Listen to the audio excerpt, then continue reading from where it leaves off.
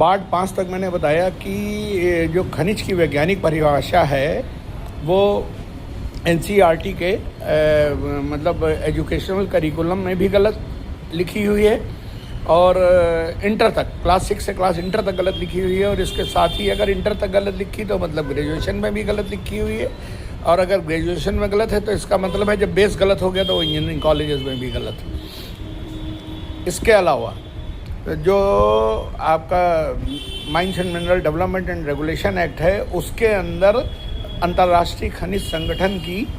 वैज्ञानिक परिभाषा नहीं लिखी हुई है। तो कुल मिलाकर सारा तात्पर्य ये है कि खनिज की वैज्ञानिक परिभाषा जो है पूरी तरीके से जो आईएमए अंतर्राष्ट्रीय खनिज संगठन द्वारा दी गई वो पूरी तरीके से भारत में अनुपस्थित है, जबकि अंतर्राष्ट्रीय खनिज संगठन का जो है यहाँ पर भी मतलब हेडक्वार्टर है और यहाँ पर भी लोग मेंबर हैं उसके अंतर्राष्ट्रीय खनिज संगठन के। और अंतर्राष्ट्रीय खनिज संगठन से संबंधित इंटरनेशनल यूनियन ऑफ क्रिस्टलोग्राफी वो भी उसका भी संगठन भारत में है, लेकिन उसकी पढ़ाई जो है वो नहीं हो पा रही है। तो कहने का तात्पर्य ये है कि जब अंतर्राष्ट्रीय खनिज संगठन द्वारा खनिज की वैज्ञानिक परिभाषा भारत में नहीं पढ़ाई जा रही है तो इसका मतलब है जो विशिष्ट क्रिस्टलीकृत ढांचा जिसके बारे में मैं बात कर रहा हूँ कि जिसमें अणुओं का जो है वो एक निरंतर दोहराई जाने वाली संरचना बनाई जाती है खनिज में, उसकी पढ़ाई नहीं हो पा रही है। तो जो अणु ऊर्जा विभाग है वो केवल न्यूक्लियर एनर्जी को देखता है और एटॉमिक साइंस को नहीं देखता है, जबकि जो आधुनिक विज्ञान है वो एटॉमिक साइंस का है। तो इसका नतीजा ये है कि ऐसा नहीं है कि मतलब इसको केवल हम ही जानते हैं कि मतलब हम जानते हैं या हम आपको बता रहे हैं तो आप जान जाओगे।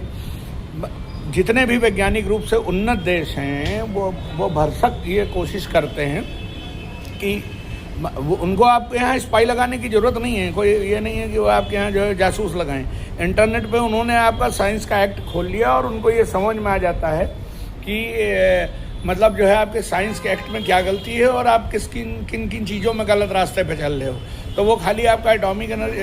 एनर्जी एक्ट देखेंगे और उसमें न्यूक्लियर परिभाषा जो एटॉमिक एनर्जी की है अगर वो देख लें तो उनकी समझ में आ जाएगा कि आप एटॉमिक एनर्जी मतलब जिससे कि न्यूक्लियर फास्ट ब्रीडर रिएक्टर बनते हैं उसके ऊपर तो काम करते हो, लेकिन एटॉमिक साइंस पे